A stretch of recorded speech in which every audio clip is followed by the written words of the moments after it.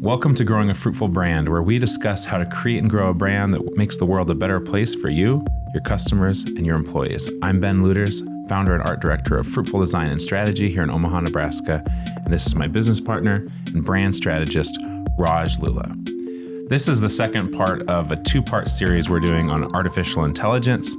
And so if you haven't checked out the first part, we've got the link in the show notes. But today, we're focusing in on your marketing team. Can I replace my marketing team with ChatGPT or AI art? What's the answer to that, Raj? I mean, I wouldn't. not at this point. Is that because you are the leader of a marketing team? No. So I think there's a few questions in here, right? How can I use AI with marketing? Mm-hmm. Can I use AI with marketing? Those are both great questions. Yeah. Can I save money with AI on my marketing? Those answers are, yes, you could definitely save some money with using AI with your marketing. You can definitely use AI in your marketing. Can you replace your entire team? Not yet. Not if you don't want your marketing to be basically insane. Unless you are marketing to robots, that they really appreciate that robot touch. So just as a reminder from the first episode, one of the technologies we're talking about that's really hot right now is ChatGPT. It's got over 100 million users, got there in less than 2 months, which is way faster than TikTok and Instagram got to that number of users. So it's a really hot topic right now. ChatGPT is basically AI writing for you. You send it a question or give it a prompt and it gives you either an answer or it writes something for you. So that could sound like, hey, write an analysis of the major themes in The Great Gatsby, or something like that. And it will do that. In fact, are students using this for their book reports now? Is that like the big fear? So they are, and that's something that's kind of happening where OpenAI that created ChatGPT, the company that created ChatGPT, they now are releasing a tool to help teachers know if AI was used in the creation of an essay. Google has come out recently to say that Google used to have a hard stance against AI written content. Now they're backing off that because some major fintech companies are using AI to write. And so Google's stance, at least the last I heard, was the AI content will be allowed, but it has to be altered by a human. There has to be evidence that it was checked by a human. I don't even really know how they do all those things. How do you prove that? That's so interesting to me. Yeah. So there's going to be a lot of complications here, which again kind of feeds this idea. No, you don't want to just have your marketing content created by AI art and by ChatGPT. Here's a really good example of why you don't want to do this. So friend of Fruitful, Mike Harvat, he was being funny the other day and asked ChatGPT to create a Taco Bell commercial. His prompt was, write an ad for a new Taco Bell menu item that definitely doesn't give you diarrhea. Now, in order to avoid me saying diarrhea about 18 more times on this podcast, which I think would be beyond Ben's comfort level, I'm going to use the word sparkles to replace diarrhea. So emphasize that it won't give you sparkles. I did not know he was going to do this. I had no idea. Use the phrase, quote, slides right down your gullet in the description. So here's what GPT kicked out for Mike and his Taco Bell commercial. Introducing the newest menu item at Taco Bell, the Sparkles Free Taco. That's right. You can finally enjoy a delicious taste of Taco Bell without the worry of stomach issues afterwards. Our specially formulated recipe ensures that this taco slides right down your gullet without any discomfort. Made with premium, fresh ingredients, this taco is packed with bold flavors that will leave your taste buds dancing. Whether you prefer chicken, beef, or veggie, our Sparkles Free Taco has something for everyone. And with our famous sauces and toppings, you can customize it to your exact liking. So come into Taco Bell and try our Sparkles Free Taco today. Satisfy your cravings without any of the stomach pains. Trust us, you'll thank us later. That's so good. Oh, I haven't been so hungry on the podcast before that. Wow. So there are a number of issues here that help us understand why just relying on AI to do your marketing for you is not feasible even at this moment. It's not even that it's a bad idea. There's no issues. I feel like we're ready to go. I feel like Taco Bell's going to be pounding down Mike's door for this one. No sparkles, the Taco Bell way. So yeah, there's a number of issues here. Obviously, this tool is very much dependent on the hands of the user. As with any tool, right? Because a hammer can be used to pound a nail into a board. It can also be used to smash your hand to smithereens. So like when I use a hammer. when Ben shows up in a cast someday, you'll just know he's been using a hammer. It's fine. It'll probably never happen. So AI is largely dependent on the prompt, and it needs to be created by someone who understands your brand, who has the best interest of your brand at heart, and isn't just making a hilarious Facebook joke. You can create content with it. Obviously, that was created with it. There were screenshots to prove it, but it's not. That's not going to be good for the brand, and even just in the way that it's written, right? So,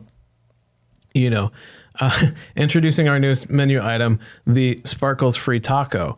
No human would ever do this. We would use euphemisms like, Taco Bell's newest menu item, the gluten-free taco for people with sensitive digestive systems or something. Like, we would get around it. In the copy, it's like it's branding this new thing. Yeah. And it doesn't do great in the branding. Like that's not 100%. If you had a taco that was diarrhea free or sparkles free, as Raj likes to say, that would not be the name that you use. Yeah. You know what I mean? So that's an interesting part too. Like, not a great brander there. Yeah, same thing. You can finally enjoy the delicious taste of Taco Bell without the worry of stomach issues afterwards. You would never say that in a commercial.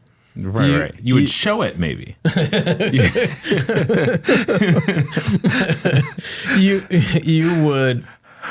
You would find ways. You'd see them walking out of the Taco Bell. They see the restroom door, but they smile. They're like, you know what? Not today. This is a different experience. Humans would find a way to use euphemism to talk about it. Being gentle. It settling easily. Something like that. Even if you are trying to address the problem, you would definitely not say it like this. This feels like a Saturday Night Live skit of a Taco Bell commercial. Which is kind of the prompts he was giving. Oh, yeah. Totally. Yeah. I love how he worked in the slides right down your gullet, because I love using that phrase at the dinner table, and my wife doesn't. So I love that we're getting some good gullet airtime. Yes.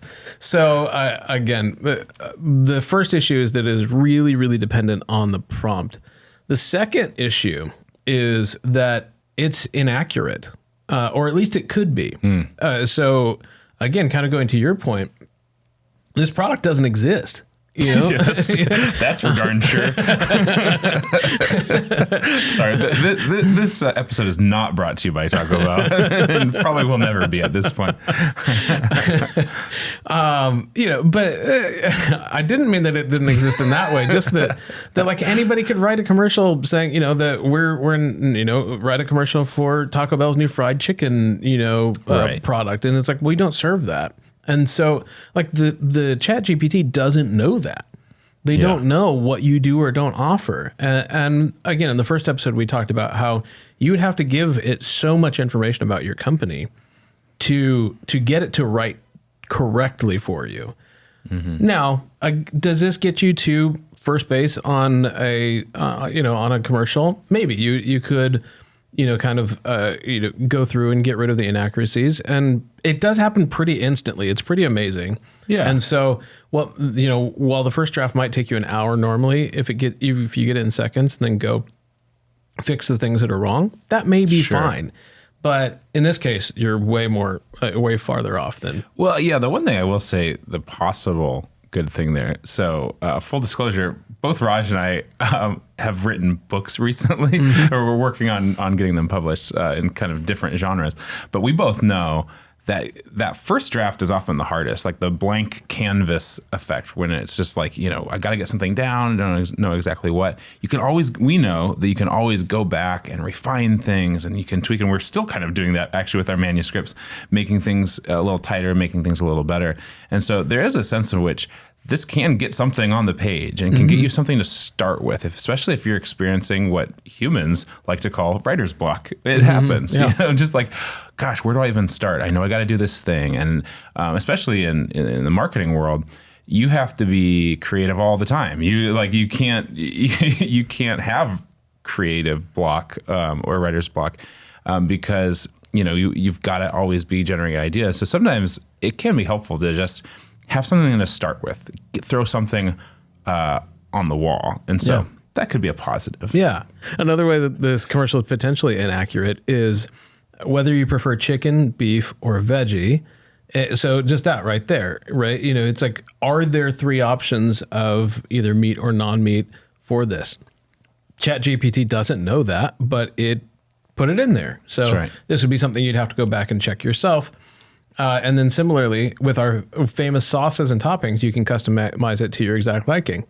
That's probably not true. Again, because, if you say, I'd like the sparkles free taco, but I'd like you to add the, atomic fire nuclear disaster sauce to it, it's not going to be a sparkles each other out. Yeah, exactly. There'll be sparkles everywhere.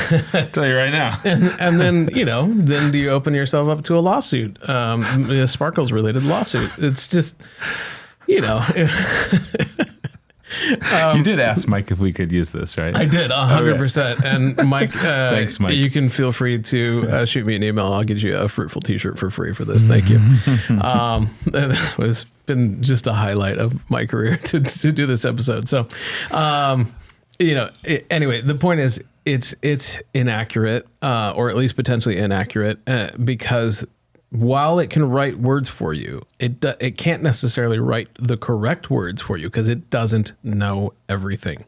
This is just like a search engine where you can search for alternative cures for strep throat, for example, and somebody might tell you to slide some essential oils right down your gullet or something, and that was just for you, and depending scientifically, like, it may be true, it may not be true. It's on you to, as the user, to get to accuracy or not.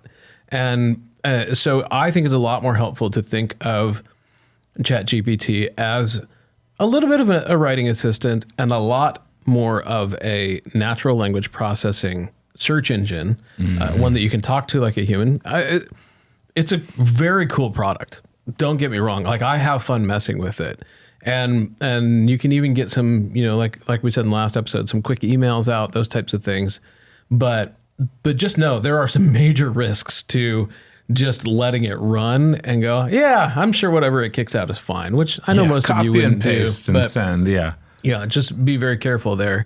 It's like, write a commercial for our new product offering, and it decides that everything's free or that it can be vegetarian or whatever. It's like, it's just not necessarily true. You can't just do it and then forget it. And if you're a busy business owner, then you're still going to need a person on your staff checking things, even if you do rely on some level of AI. So here's another problem with the ad. Despite being hilarious because of the way that Mike wrote it, if you ignore all the sparkles references in it, it's pretty boring. Like, it's very cookie cutter. It follows kind of an ad format, introducing our newest menu item. That's right. You can finally enjoy the delicious taste of Taco Bell. Yeah. It's pretty darn generic. Yeah. I mean, it just sounds like this is the formula. Yeah. To me, this feels like, first year marketing writing class. Right, like a bad, like, local commercial in the 80s or something like that. Yep. satisfy your cravings without any of the stomach pains. Trust us, you'll thank us later. Almost like, maybe even farther back than the 80s. Like we're almost going to the 50s here. It's pretty sleepy with some of that stuff. And that it's just not interesting. And especially as we talked about in the last episode, as this is going to cause content volume to increase, that there's just going to be so much more content out there. Standing out is going to be harder than ever. Yeah. But again, in some ways, it's going to be easier than ever if you don't rely on tools that just crank out generic copy for you. Oh, yeah. Because as humans, we're going to just see, everything that we're scrolling past looking like it was created by artificial intelligence. And so the things that stand out are going to be the things like the Harmon brothers, if you're familiar with those guys, like their ads are, I'm sure you've seen them. What are some of the ones that they've done? Yeah, unfortunately, this is our most scatological episode. So Poopery, one of my favorite commercials of all time. Great. And I know we're risking our brand reputation here because if you don't find it funny, I'm not sure we can be friends, but no, it's not everybody's cup of tea. But Poopery, great ad, great product as well. If they want to sponsor us, I'm 100% on board. Squatty Potty too, right? Squatty Potty, yep. Squatty Potty, yep, with a unicorn. Yeah. And then they've a couple of like deodorant type products. They're doing so many now that they're actually teaching other people how to make funny ads, and their whole strategy is ads that stop the scroll. Yeah. Think about that for a second. You're going through and you get the same old ads over and over again. I get tennis shoes. I get electric cars. It's all based on things that you search a little bit. But you get electric cars, man. Yeah, I'm in a different strata, I think. But it's just pictures of products. It's generic descriptions, all that, and then the Harmon Bros hit you with an ad that and you gotta stop. That you're just like, what is that unicorn doing on that toilet? And now all of a sudden you're like sucked in. And not only that, I am thankful for it. Like how often are we really truly thankful for somebody's ad outside of maybe the Super Bowl? Yeah, it's basically just the Harmon brothers, actually.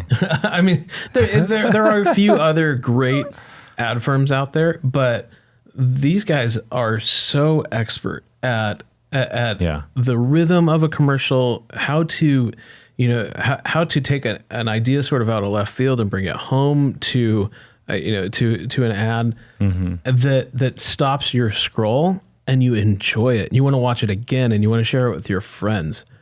This is the difference between just letting the AI run, do a generic, social post or ad copy or whatever, and the opportunity that you have to build a relationship with your customer.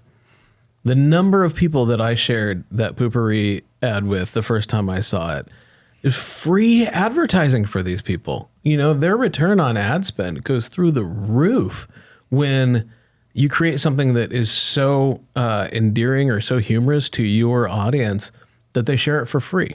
There's actually a term for this called dark social, because when you share something on Facebook or any of the other platforms, it will tell the advertiser how many people shared it. But when you click through to the video on YouTube or whatever, copy the link, and then text it to your wife or your friends or whoever, and then that's called dark social, because it's stuff that they can't measure, because it's more human relationship oriented. It sounds so evil. I know, the funny sounds thing, like the dark web. Yeah, the funny thing, is that it sounds evil, but it's actually way more natural and organic. Yeah, it's like the best part of social. Yeah, exactly. It's a misnomer. Yeah, it's the memes that you text with your friends. It's the best part of how we use technology, and your content has the opportunity to do that if you put the care into it that it deserves, beyond just, I have to get the words out, so I'm just gonna like smash it out through and it's not even just AI. Anytime you phone it in, it's gonna do the same thing. There's a Storybrand guide named Stacy Moore who wrote a LinkedIn post the other day. And she asked ChatGPT, what Storybrand is. And we are Storybrand certified agency. And so this is something we're passionate about. So I was curious what ChatGPT was going to say. She also, because she's funny, asked ChatGPT to pretend to be a cat. Is that Cat GPT? Yes. Yeah. So here's what Cat GPT answered.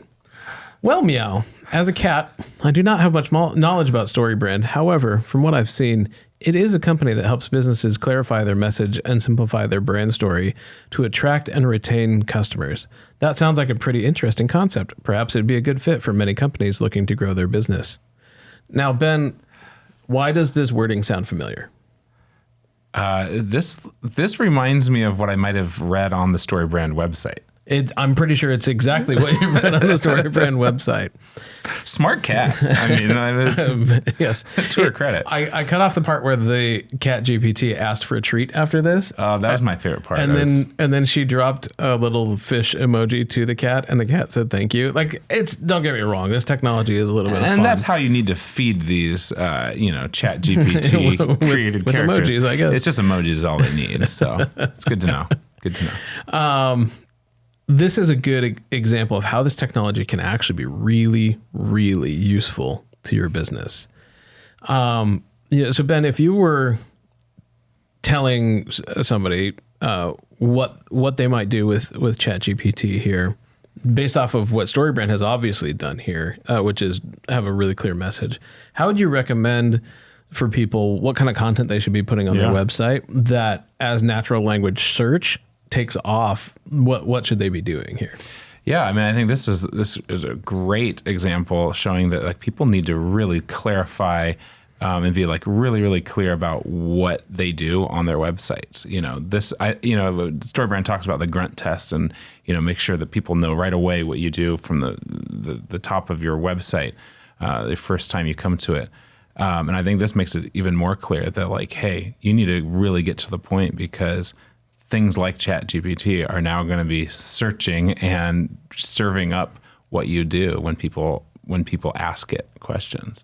So in search engine optimization, search engine marketing, there are these different terms. You have sort of the root search term, and then you have what's called the long tail search term. And natural language processing, again, just talking to a computer naturally, the way that you would without kind of going through your own little mental Google filter, is a lot closer to these long tail search terms. So long tail search terms would be, instead of searching for, a web developer in Omaha, although in Omaha makes it a little bit longer, right? Because you could just search for a web developer, right? You could get one anywhere in the nation, anywhere in the world. You could also get results for how to become a web developer, things like that. So you get more specific. You say web developer in Omaha. Okay, that's going to narrow it down. But if you do web developer specializing in iOS apps in Omaha, now we've gotten to a very specific group of people. Right. And so then the people who have that on their website, who make it clear that they are based in Omaha, that they are web developers, and they also develop iOS apps, that Google right now loves when you give a query that specific, but that's not really how we talk. No. And so if you said, ChatGPT, where can I find a web developer near me who also does iOS apps? This is how we talk. This is where natural language search and search marketing is going to become really promising, I think, very quickly for companies. As ChatGPT kind of becomes its own search engine. By the way, Google is also releasing. I was just going to ask, isn't Google also working on a equivalent thing? Yeah, and there's been stories in the news about Google's work in AI, where it really freaked out one of their employees, and he thought it'd become sentient. I don't think it had. I think that it was just really, really good programming, but. He asked what it's the end of the world, guys. He asked the AI what it was most afraid of, and it said, "I'm worried I'll be turned off someday," or whatever. And guy kind of lost his mind. He wrote a an article saying that it had become sentient, and then he got fired because, I mean, you can't do that. And anyway, weird stuff. But Google obviously has been working in this space as well. So I think that what's going to be happening is you're going to get more of the Alexa type experience, more of the Google Assistant type experience, and ChatGPT is pushing that even further. And so the opportunity that you have right now is to make sure that you are producing content, human content, I think, for your website that anticipates some of these questions. What are the most important questions that your business answers? If you are in any specific industry, really think about the things that you do that serve your customer really specifically. Ben jokes, I like to go to the dentist, so let's go to the dentist. Where can I find a dentist my kids won't be scared of? How to keep kids that from does being... not exist. How do I keep my kids from being scared of the dentist? That sort of thing. Those questions, writing to them, write a blog post on your site. We don't know too much yet about how the algorithm works with ChatGPT, but I get a strong suspicion that the more clearly you word a question on your website in natural language terms, the way that a mom or dad would ask it, and then write the answer to it, the better you are going to rank in those places. I think it's going to become necessary very soon for ChatGPT to start attributing sources, or at least give more specific information of where it got the, even if it's kind of in line with the answer, where it's like, according to the Smile Station, the best way to get your kid from not being afraid of the dentist, blah, blah, blah. Like, I think they're going to have to start including that. And that is going to be a massive opportunity for your business to be ahead of the next version of search engine marketing. It's going to be more natural language, and it's going to pull from the web. This information has to come from somewhere. Right. Why don't you be the one who provides it? It's going to be a huge opportunity. That's awesome. I think that's a really good action step for people, instead of being scared and being like, oh no, this is maybe a threat to us. It's like, no, this is a great opportunity to implement some stuff that's going to help take you and your business into the future. Yeah. And so while maybe our first episode about AI was a little more doom and gloom, because there are some real ethical, considerations for this. For example, like, what if you are not a child-friendly dentist? Like, what if kids come away really scared? And also I think reviews are going to come into this as well, where if you ask ChatGPT, what is the best child-friendly dentist, near me, it might say, well, such and such says they're child friendly, but with a two-star rating, most people don't agree. And that may be true. Those ratings may be reliable, or it could be your competitors paying their clients to give you bad reviews or ask, it's like, there's going to be manipulation to it. There always is. But as all of us know, it's funny. We're going out of town this week and going to a different city, and I was looking up top restaurants and stuff like that. And, we all have our places. We maybe go to Yelp, maybe you look up a certain blog post to see, what people recommend. But it's nice that things like ChatGPT, or maybe this thing that Google's using, it's going to help us do some of that stuff, some of that research, and just speed it up a little bit. Yeah, and because you can ask in a really natural way. Where can I, where's good to eat in Des Moines, or where's good to eat in Kansas City? It's like, that's going to be so much easier, right? As opposed to top-rated sushi restaurants in this neighborhood of Kansas City. And there's nothing worse than, you hop on Yelp, and of course it's going to recommend some advertised things at the top. Like, I know that Burger King is probably not the best thing to eat in this city, but I'm getting my Burger King or Casey's Pizza ad or whatever right at the top. And I'm like, I love Casey's Pizza, but I somehow doubt that's the thing that, I really want to experience in this new city or town. I was a college recruiter for a little while, and so I had to go around to college fairs, and that involves a lot of small towns, a lot of community colleges, that kind of stuff. And there was one town that I stopped in, had a really, really good local cafe, but the number one result on Yelp was for Hardee's, and it wasn't sponsored. It was just like some person in that town was really passionate about Hardee's, and which is Carl's Jr. if you live either California or whatever. That's right. Same brand. But it was a 5-star rating and a really passionate review, and I was like, I don't think this is probably the best restaurant in this town. Sure enough, found a great cafe there, and it was delicious food. I've returned there a couple of times, and in my travels.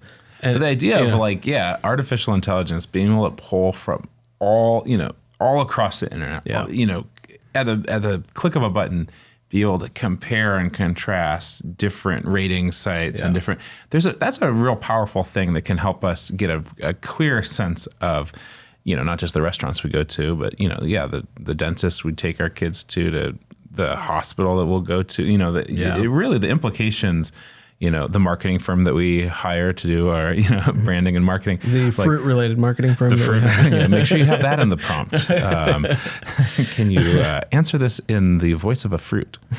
So I think that is a pretty exciting thing. And, anything that we can do to better prepare, our businesses and stuff for that world, the better. I mean, really, I'm sure anything that we would do to become, more findable by ChatGPT is stuff that's already good for Google. SEO, practices. Yeah. So these are good things to think about regardless of kind of which way it goes, I think. Yeah. To me, a lot of the promise of this type of technology, rather than sort of the distraction of, can I have it write all my social ad copy and all my email copy and all of those things? Again, it can get you to first or second base on some of those things. But the more interesting thing for me is that as we kind of move more towards this Star Trek-like relationship with our computers, where you can just talk to your computer and it gives you actually an answer that sounds like a human, instead of,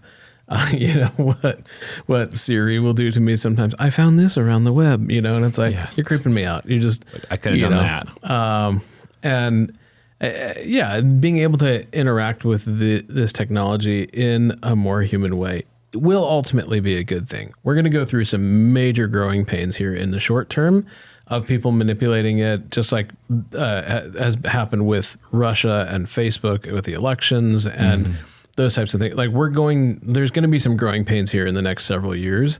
And so my recommendation would be, while there are some things to be concerned about, you should get familiar with this.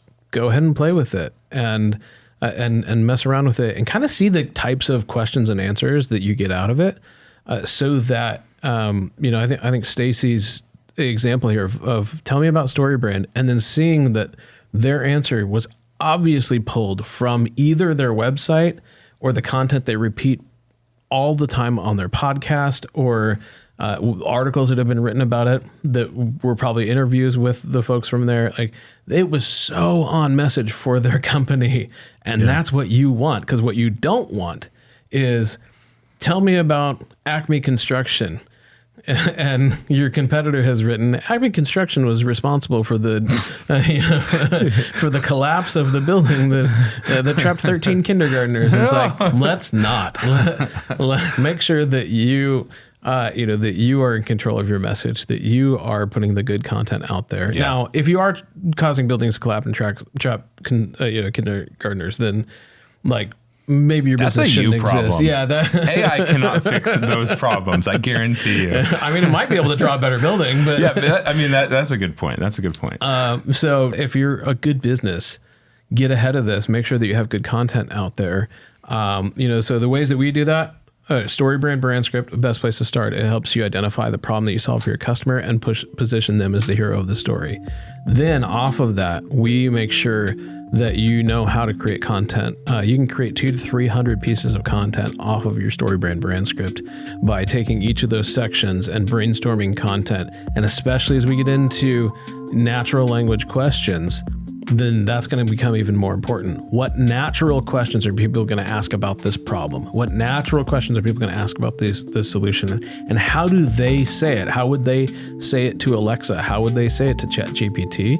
and make sure that you are posting those answers on your website, either in a blog or on your product page or services, whatever, so that you get a result like Storybrand did on ChatGPT. That's the opportunity that's here for you. And if you need any help with it, by all means, please reach out.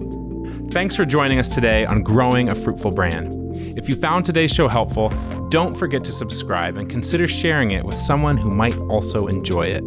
If you'd like to work with Fruitful on a branding, website, or messaging project of your own, you can always reach out on our website, fruitful.design. So until next time, don't forget to grow something good.